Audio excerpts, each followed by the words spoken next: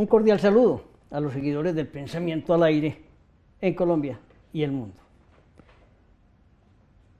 Vamos a tener en esta entrevista un personaje que sale a la luz pública, digamos, desde finales del año 2020. Y este transcurso de este 2021 se ha ido posicionando como una mujer emprendedora, luchadora y que vela por los derechos de los demás. La he ido conociendo y me parece que vale la pena que ustedes conozcan las características, que puede ser crear contradicciones, pero que tiene como objetivo el servicio. Yesenia Bedoya Gallego, abogada. Bienvenida al Pensamiento al Aire.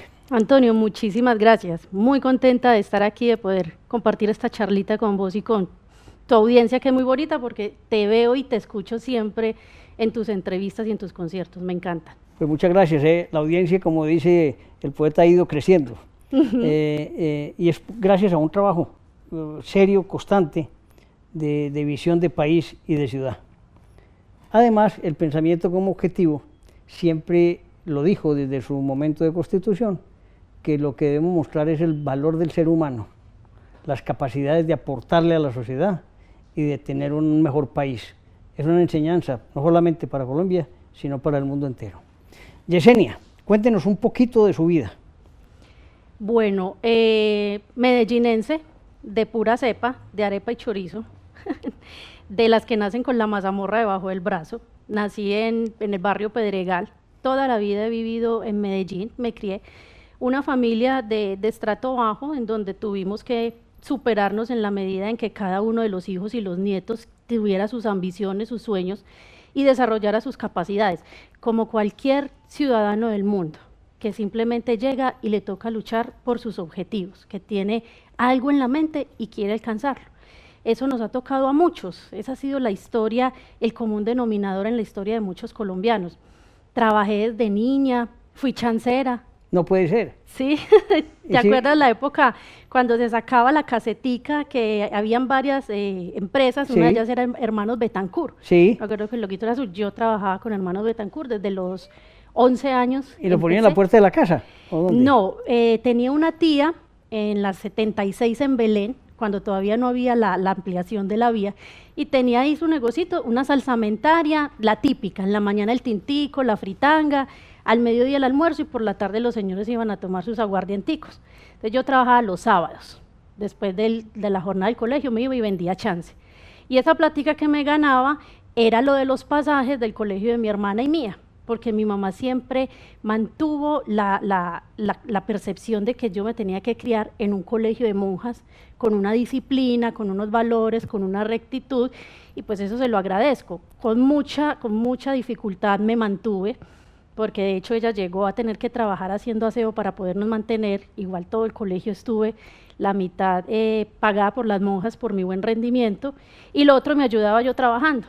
También hacía mis pinaturas de que hacía trabajos, le cobraba a las compañeras, las tareas. Pero no me mienta el papá ¿y su presencia como papá o no? No, papá no hubo, yo a mi papá lo vine a conocer, ya tenía 22 años. De hecho, mi hijo tenía ya 2 añitos cuando yo conozco a mi padre, y empezamos a tener de pronto un intento de reconciliación, de redescubrirnos, o más bien de descubrirnos como padres e hija.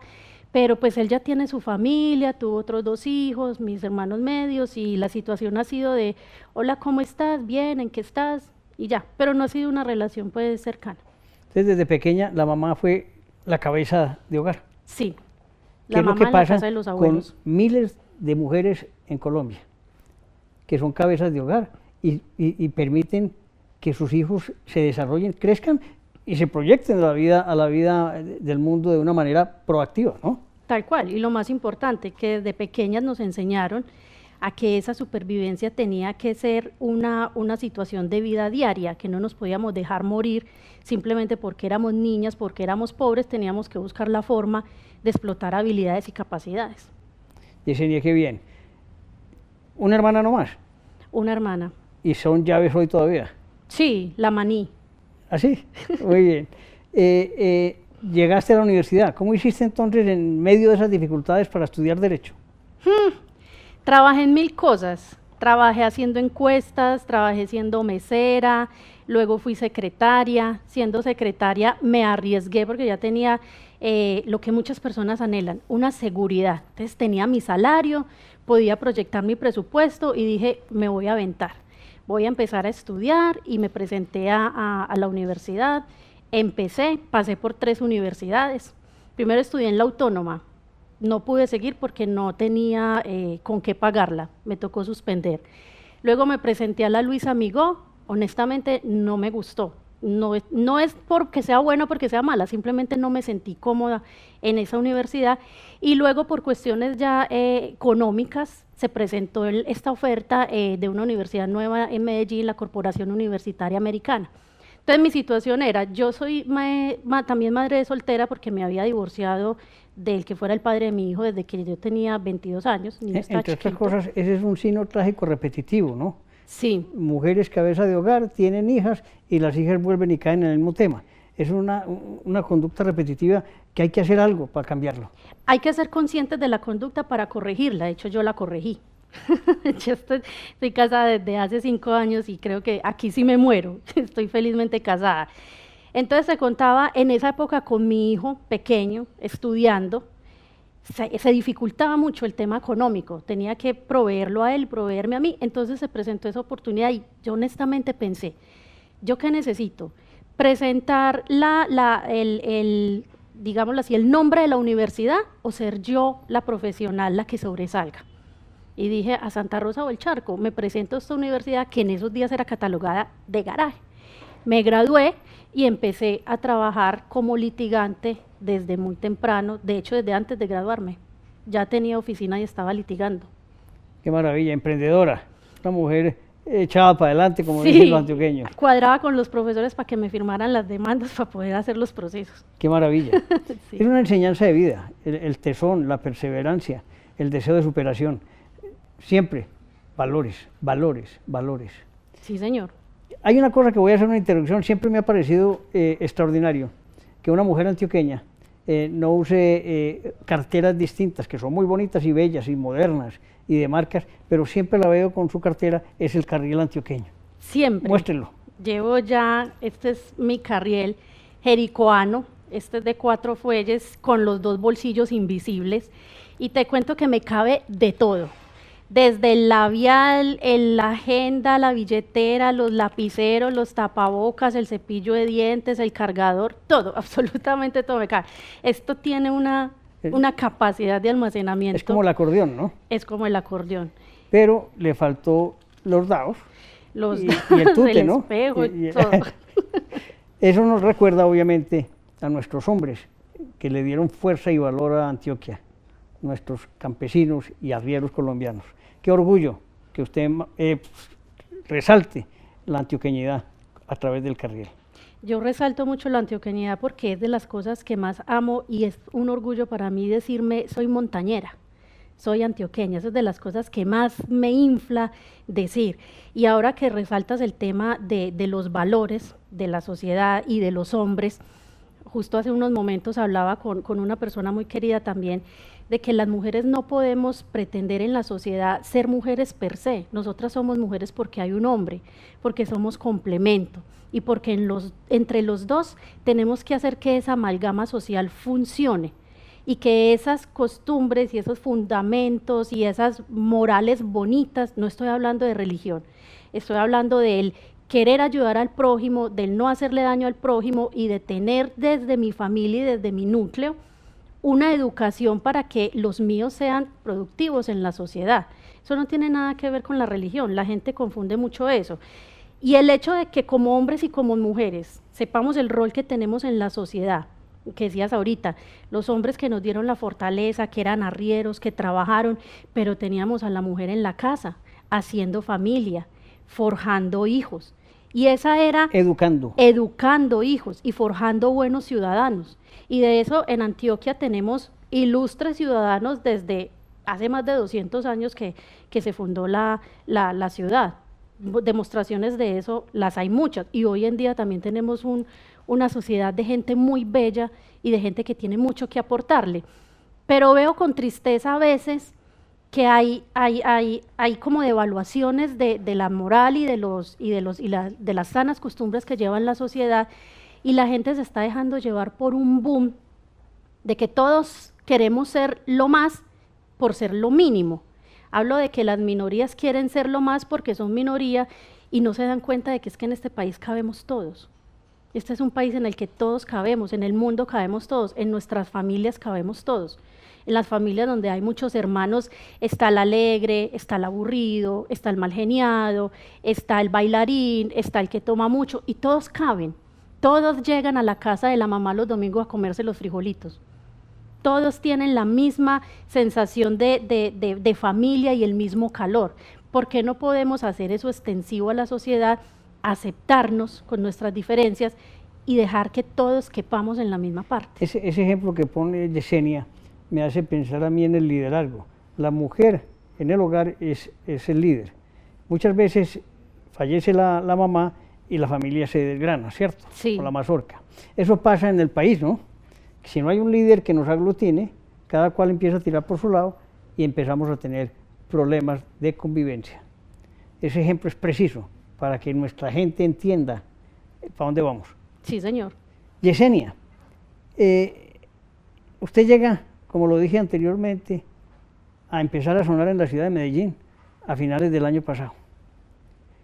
Y sale a la luz pública con un tema de revocatoria. Sí. ¿Qué la llevó a ese tema de revocatoria y quiénes la acompañaron? ¿O fue una idea sola? Cuéntele a la audiencia cómo una mujer alza la voz en defensa de la ciudadanía. Primero que todo fue un sentimiento muy, muy genuino de ciudadana.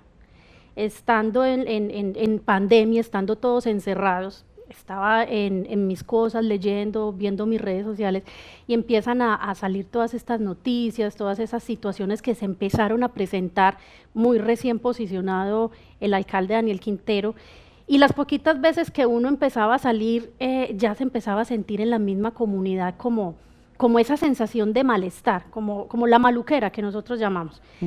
Y esa situación fue subiendo en muy poquito tiempo. Cuando estalla por allá en agosto la situación de empresas públicas de Medellín, y que toquen a empresas públicas es como que toquen la mamá de la casa, es como que toquen una parte muy importante de nosotros los medellinenses, los antioqueños.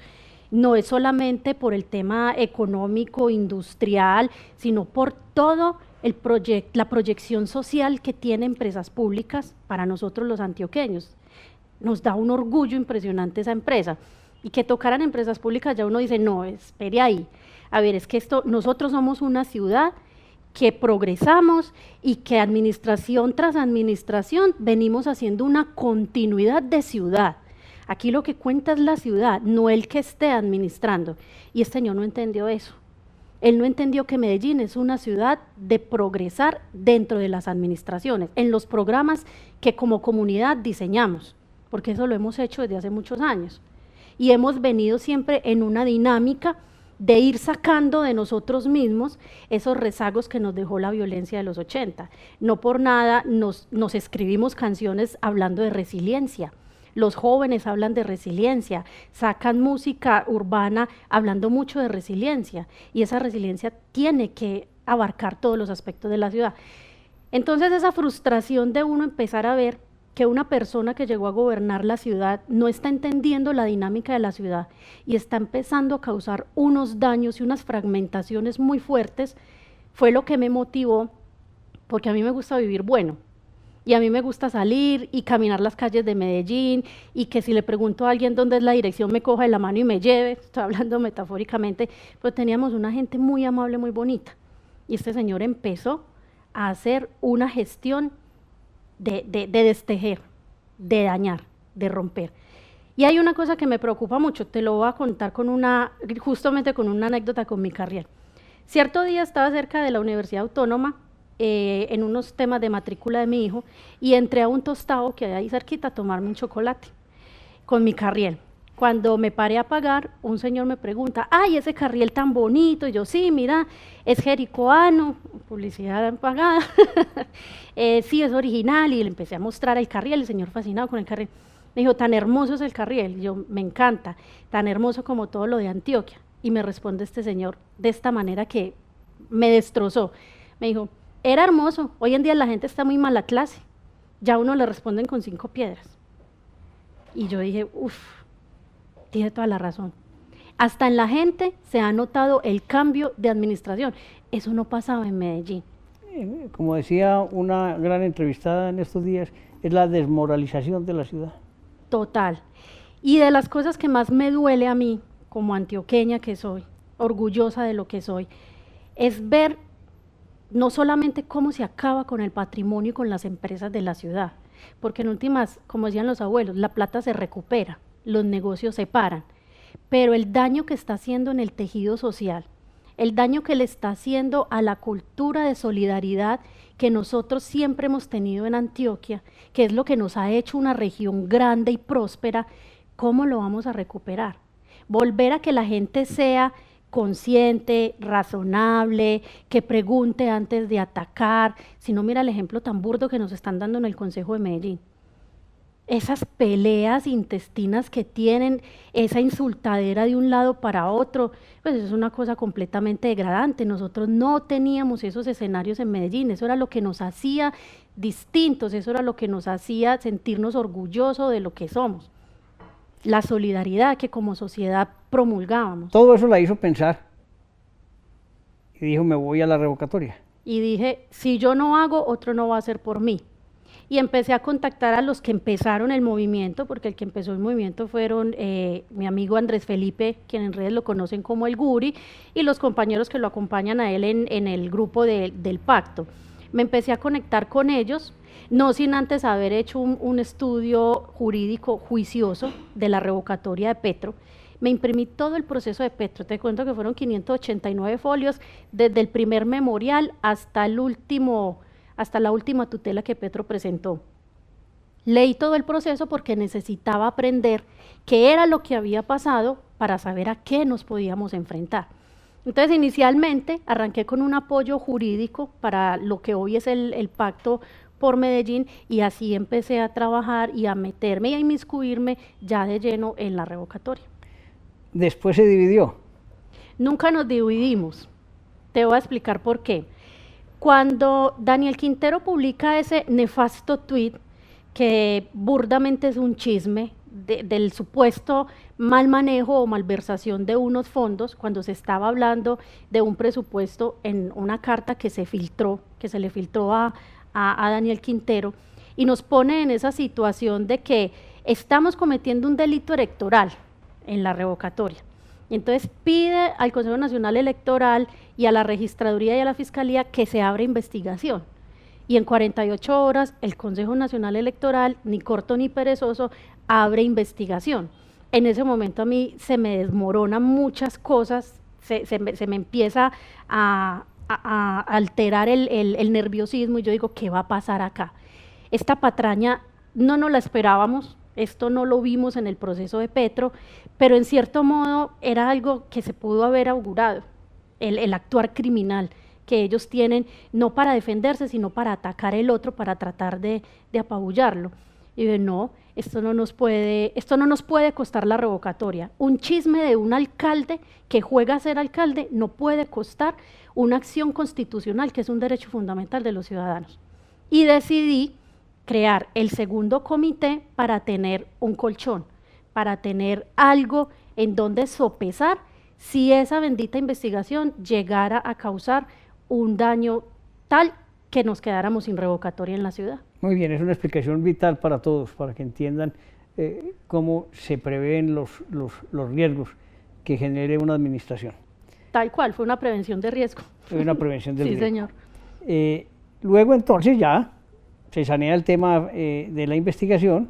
Sí, hace aproximadamente 2 meses, la última reunión que tuve con Guri, me voy a permitir llamarlo por su apodo, porque nosotros nunca dejamos de conversar, siempre estábamos hablando, él sabía que yo estaba recogiendo planillas, de hecho en varias ocasiones nos apoyamos. Le dije, ¿qué hubo? ¿Cómo va el tema del CNE? Me dijo, reunámonos, conversamos, te tengo noticias. La noticia fue, ya hay un concepto desde el Consejo Nacional Electoral en el que se deja claridad de que si la supuesta investigación llegara a ser procedente, no sería en contra del pacto ni de los miembros del pacto, sino únicamente en la persona de Alejandro Posada, que fue a quien se llamó en esa investigación. O sea, no toca la revocatoria, no nos tumba el proceso.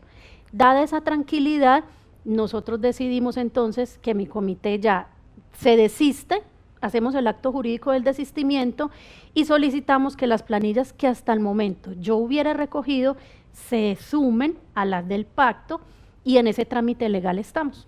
Superado el impasse, Pacto por Medellín unido. Pacto por Medellín unido desde hace ya 2 meses. 2 meses, correcto. Sí. Muy bien. ¿Todo esto lo ha visualizado usted un poco? Sí, señor. ¿Usted tiene aspiraciones políticas? En este momento tengo en proyección una posibilidad, pero que voy despacio y voy con calma mirando porque hay, digámoslo, una oferta, un llamado a que públicamente abandere otra de las causas con las que me he movido y por las que he trabajado. Esto sí lo vengo haciendo hace aproximadamente 3 años, y es la causa de los desmovilizados de las extintas autodefensas.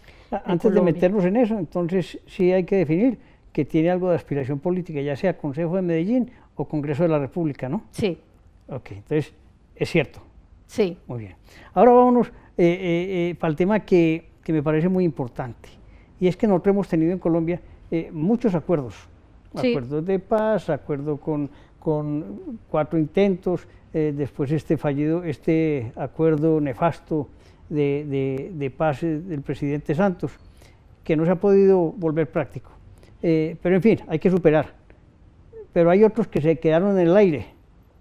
El tema de los desmovilizados de las autodefensas. Cuente a ver cuál es su tema ahí. Lo primero es que hay que dejarle muy claro al país que ese también fue un acuerdo de paz. Eso no fue una desmovilización porque sí, ni fue que los grupos de autodefensa se subyugaron al Estado, no. Se hizo una negociación, yo creo que a la gente se le olvidó las reuniones en Ralito, que fue la zona de distensión que ellos tuvieron para sentarse a hablar. Cuando 2 partes se sientan a hablar es porque están dialogando y van a llegar a unos acuerdos. Y en ese orden fáctico, lo que en Colombia tuvimos fue un primer acuerdo de paz con uno de los grupos alzados en armas que en la época tenía una fortaleza y una presencia en todo el territorio nacional muy fuerte, y que también era autor y de una comisión de unos hechos que tenían al país más que desangrado, desesperanzado. Tenían al país vuelto nada en la esperanza, con tantos grupos armados al margen de la ley. Entonces, ¿qué pasa? Teníamos una situación de una cantidad de actores y llegan esta facción de los grupos alzados en armas y dice, por Dios, ¿qué estamos haciendo? ¿Qué estamos haciendo con nuestro pueblo? Nacimos como autodefensas en la década de los 50 con el ánimo de defendernos del ataque de una guerrilla que venía al campo a matarnos, a llevarse nuestros hijos, a robar nuestro ganado, nuestra comida, y miren en lo que terminamos, miren en lo que vamos, degradamos completamente digámoslo, la convicción que se tuvo para haber sido autodefensa, y llegamos a este punto en el que el país está viendo cómo se degradó esto. Tenemos que parar. No paramos por el Estado, no paramos por un presidente Álvaro Uribe, eso fue circunstancial. Paramos por el país, porque el país no se puede seguir desangrando, porque si las FARC no da muestras de paz, porque si el ELN no lo da, alguno tiene que dar el primer paso. Y ese es el primer reconocimiento que yo le hago a este proceso de paz.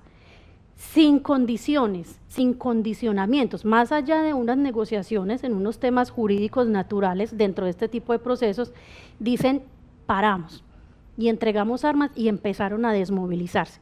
Hay que entender que el fenómeno de las autodefensas no es un fenómeno único como el de las otras guerrillas. Ellos tienen unas formas de ser muy distintas, empezando porque ellos se dicen confederados. Entonces, cada grupo de autodefensa que operaba en cada región era autónomo, independiente y tenía su mando y su forma de actuar, ¿cierto? Mientras que las FARC tenían un estado único, digámoslo centralizado, por el que actuaban todos. Ellos eran federados y aún así se pusieron de acuerdo para el desarme y dijeron: vamos a contribuirle al país, vamos a reparar, vamos a decir la verdad, vamos a hablar con las víctimas y todo este cuento pues ya de la justicia transicional que se viene. Pero la verdad sí se ha dicho, ¿o es una parcial verdad? La verdad se ha dicho en muchas ocasiones desde hace 18 años. ¿El problema cuál es? Este proceso, a diferencia de lo que consagra el Acuerdo de La Habana, no es tan público. ¿Cuándo han visto ustedes que las audiencias de justicia y paz se puedan transmitir o sean públicas o se filtren audios de las audiencias de justicia y paz? Eso se ha mantenido casi que en un recelo por parte del Estado de todos los testimonios que digan ellos allá. Y entonces se viene un fenómeno que es muy reciente. Están sacando a la luz lo que a cierta parte le conviene y acomodando versiones de situaciones que a unos les convienen. Pero los colombianos no hemos conocido de primera mano, ciudadanos, eso lo hacemos los abogados, ciudadanos no hemos conocido las versiones que han dado los excombatientes de las autodefensas desde hace 18 años diciendo lo mismo. ¿Qué vienen diciendo ellos? Las autodefensas eran independientes, la financiación se hacía de esta manera, que habían políticos, sí, los que han echado al agua los han echado al agua. Que los falsos positivos, por Dios, los falsos positivos vienen en el país desde que el país es república. Los falsos positivos no eran una política de Estado. Eso es mentira lo que han dicho. Que salen unos disque desmovilizados de las autodefensas a decir que sí. ¿Cuántos? Se cuentan con los dedos de la mano, versus 37.000 que se desmovilizaron que vienen diciendo que no. Y si a eso le sumas que esas personas que vienen dando esas versiones, que son muy acomodadas para las necesidades de cierto grupo político hoy en día, no son reconocidos por quienes en la guerra debieron haber sido sus comandantes, sus compañeros o sus superiores. Entonces empieza a tergiversar la historia y se empiezan a escuchar unas versiones fantasiosas, completamente lejos de la realidad, y se empieza a crear el mito. Y eso es lo más peligroso que tienen las sociedades, cuando se crean los mitos. Porque desvirtuar los mitos, yo he visto que históricamente es de las cosas más difíciles que ha tenido que enfrentar la humanidad. Tenemos mitos de X cantidad de personajes, mitos buenos, pero la mayoría son mitos malos. Y obviamente con este tipo de situaciones el mito es muy malo. Yesenia, entonces usted se va a dedicar a defender ese acuerdo. Yo no voy a defender el acuerdo, yo voy a defender la paz, que es un derecho de todos los ciudadanos, no solamente de Colombia, del mundo entero. Pero voy a defender con mucho énfasis y con mucho amor ese desmovilizado raso que quedó completamente abandonado al Estado. Porque es que hablamos de desmovilizaciones y entonces que Timochenko, que Salvatore Mancuso, que el de acá y el de más allá, y esa es gente, digamos, pongámoslo en estos términos, son los desmovilizados estrato 6. Fueron los comandantes, los que a punta de sus negocios ilícitos construyeron unas riquezas, que lograron legitimar o más bien legalizar unas cosas y hoy en día tienen con qué vivir bien y todo ese cuento. Pero ¿quién piensa en ese colombiano raso que estaba combatiendo en el monte, que ni siquiera tenía estudios de primaria, porque hay una alta concentración de desmovilizados que ni siquiera habían terminado el bachillerato, muchos en analfabetismo que no sabían leer ni escribir, solamente sabían disparar, y el Estado simplemente los tiró ahí, como miren a ver qué hacen? ¿No está legalizada su situación? No. ¿Y a eso se va a dedicar? ¿O se está dedicando a eso? Me estoy dedicando a eso desde hace 3 años.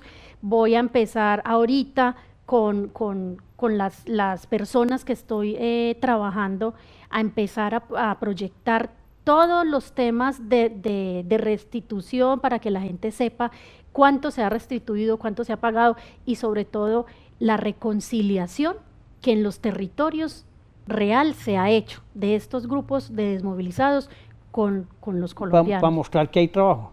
Es que Para hay mostrar mucho. que realmente sí se desmovilizaron y están trabajando. Y se han reinsertado y se han reintegrado y han pedido perdón y han hecho actos, eso suena redundante, de contrición y todo el cuento. Yo les digo a ellos cuando converso con ellos, es que doctora, nosotros en esta comunidad hicimos esto, tenemos este proyecto productivo, integramos excombatientes con comunidad y el país lo sabe. Hay que visualizarlo también. Eso es como tener la mamá, pero tenerla muerta. Si el país no se da cuenta de que este grupo que en su momento hizo un daño, porque no eran arcángeles tampoco, yo no estoy pretendiendo tapar el sol con un dedo, pero que en su humanidad decidieron apostarle a una paz y han mantenido su palabra, que eso es algo que me parece también completamente importantísimo en el contexto nacional que vivimos hoy. Son personas que no han vuelto a delinquir, que llevan 18 años cumpliéndole al país y el país no sabe. Y el país no se ha dado cuenta y lo único que están haciendo es satanizar, y ahorita están cogiendo otra vez de moda el tema para echar unas culpas de cosas que no se cometieron, ya situaciones muy puntuales, pero para poner otra vez a un sector de la población en contra de otro simplemente por fines políticos, que es lo más mezquino. Si van a hacer política, ¿por qué no se dedican de verdad a pensar en la sociedad? Si lo que necesitan es conseguir plata, ¿por qué no crean empresa? Plata se consigue más siendo empresario que siendo político, pero no, aquí les gusta es hacer política, hacer corrupción, porque esa es la plata fácil, y creen que son mejores que un narcotraficante. Esa es la lucha de Yesenia, que me encanta que una mujer de ese talante defienda miles de personas que están hoy en una situación de indefensión frente al Estado. El Pensamiento al Aire te agradece la presencia. Es muy importante oír esto, que se escuche la voz de los indefensos, ¿no? Sí, los indefensos son muchos. Indefensos tenemos en las sociedades siempre, tenemos los niños, tenemos la tercera edad, tenemos mucha población vulnerable y creo que para todos tiene que haber algo de atención. Uno no puede pretender tener una sociedad próspera excluyendo a ciertos sectores. Y esta población necesita de la ayuda y del Estado, esta población necesita ser atendida en sus derechos, sobre todo en los derechos que se les vienen siendo violentados desde que se desmovilizaron. Muchas gracias, Yesenia, es un placer contar con tu compañía. Muchas gracias a ti por permitirme este ratico.